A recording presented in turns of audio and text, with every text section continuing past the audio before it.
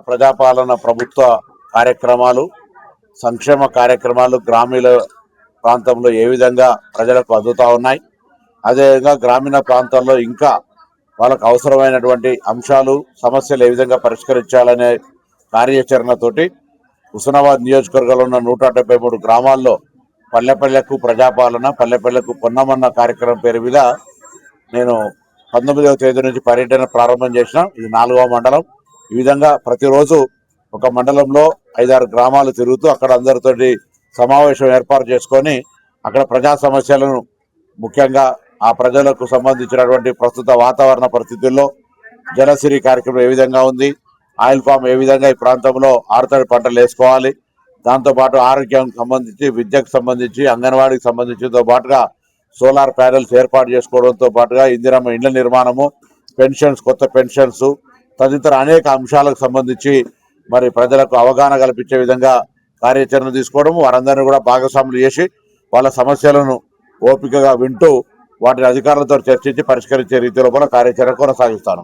ఈ కార్యాచరణ వల్ల గ్రామాల లోపల ప్రజలకు నేరుగా కలవడము, వాళ్ళ సమస్యలను పరిష్కరించడంతో చాలా సానుకూలంగా విజయవంతంగా కొనసాగుతోంది. అన్ని గ్రామాల్లో కూడా అక్కడ స్థానికంగా ఉండబడే అంశాలన్నీ కూడా వెంటనే పరిష్కారం అవుతా ఉన్నటువంటి సందర్భంగా చిన్న అది త్రాగునీటి సమస్య కావచ్చు, విద్యుత్ కావచ్చు, ఇతరత్ర అంశాలన్నీ కూడా పరిష్కారం అవుతా ఉన్నాయి. మండల స్థాయి అధికారులందరూ కూడా సమావేశాలు ఉండడం కారణంగా వెంటనే వాటి పరిష్కార మార్గం దొరుకుతున్నటువంటి సందర్భంలో మిగతా ఇంకా భవిష్యత్తులో జరిగే అన్ని కార్యక్రమాల లోపల గ్రామస్తులు పాల్గొని వాళ్ళ యొక్క అంశాలను నా దృష్టికి లిఖితపూర్వకంగా కానీ లేదా వాళ్ళు చెప్పి మరి అధికారుల ద్వారా పరిష్కారం చేసుకోవాలని సందర్భంగా నేను కోరుతా ఉన్నాను.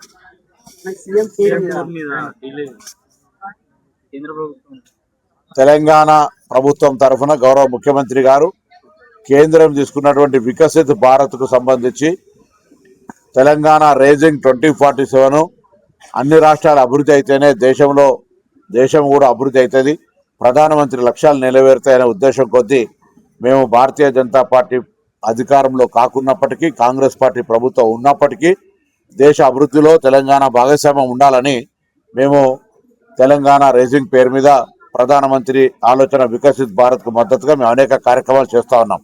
తెలంగాణలో అన్ని వర్గాల ఇంక్లూజివ్ గ్రోత్, అటు అన్ని రకాల అభివృద్ధికి సంబంధించిన ప్రణాళికలు చేసుకునే భాగంలో మరి విదేశాల్లో పెట్టుబడులను సాధించడం కావచ్చు, లేకపోతే అనేక సదస్సుల లోపల మా యొక్క తెలంగాణ కీర్తిని ప్రతిష్ఠింపజేయడం కావచ్చు జరిగే కార్యక్రమంలో గౌరవ ముఖ్యమంత్రి గారు లండన్ అదేవిధంగా US పర్యటన పెట్టుకుంటే కేంద్రం అనుమతి నిరాకరించడం అనేటువంటిది ఒక అవమానకరమైనటువంటి విషయం. నేను ప్రభుత్వాన్ని అడుగుతాను, ఒక గౌరవ ముఖ్యమంత్రి గారు విదేశాల్లో తన రాష్ట్ర ప్రయోజనాల కొరకు తిరిగేటువంటి హక్కు కూడా లేదా అని అడుగుతా ఉన్నాం. ఇంత నియంతృత్వంగా మొన్ననే జంజీ పేరు మీద జరిగిన ఉద్యమం గమనించి కేంద్ర మంత్రి రాజీనామా చేయాల్సి వచ్చి ఈరోజు పూర్తిగా మీ జాతీయ అధ్యక్షుడు బీహార్లో మీరు 40-20 సంవత్సరాల నుంచి ఉన్న సీటు మొన్న 50 ఓట్లతో గెలిచిన సీటు ఓడిపోతే కూడా ఇంకా మీకు జ్ఞానోదయం కలగక ముఖ్యమంత్రి పర్యటనను కూడా రద్దు చేయడం, దాని తదుపరి మళ్ళీ రాజకీయపరమైన ఆరోపణలు చేస్తూ ఉన్నారంటే మీకున్నటువంటి విచక్షణ రాజకీయ ఆలోచన విధానాన్ని ఈ సందర్భంలో అడుగుతా ఉన్నా.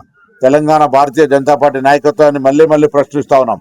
తెలంగాణ ఏర్పాటు మీద మీరు విషయం కక్కుతా ఉన్నారు, తెలంగాణ అభివృద్ధి మీద మీరు వివక్ష చూపెడతా ఉన్నారు, తెలంగాణ ప్రయోజనాల కోసం మీరు గొంతు ఇప్పడం లేదు.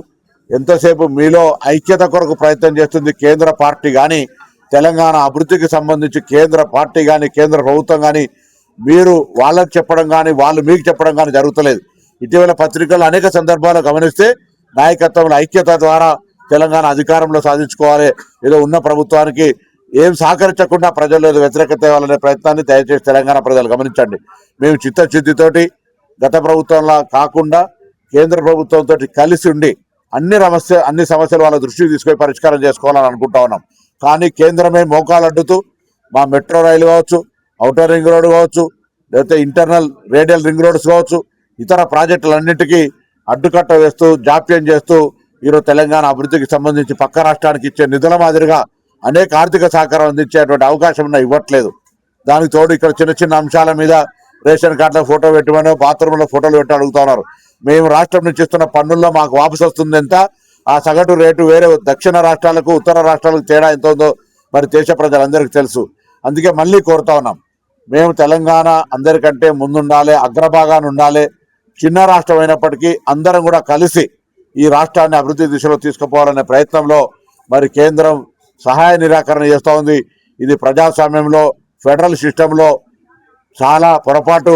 దానికి తోడు ఇక్కడ భారతీయ జనతా పార్టీ నాయకత్వం జీవసత్వాలు లేక, తెలంగాణ అభివృద్ధి పట్ల అడగలేక, తెలంగాణ అభివృద్ధి కేంద్రంతో కొట్లాడి తేలేక పూర్తిగా కనుమరుగయ్యేటువంటి పరిస్థితి ఉంది.